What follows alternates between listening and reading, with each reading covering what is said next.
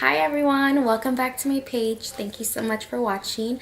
I just did a quick get ready with me video. I was seriously not in a rush, but sort of in a rush because we were starving this morning.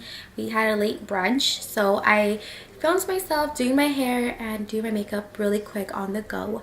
This is usually what I do for every day. I don't put too much makeup just because I'm coming back home and I'm gonna take it off. What I usually do is just put like one thin layer of foundation and put mascara and whatever else I can do quickly, and then I'll call it a day.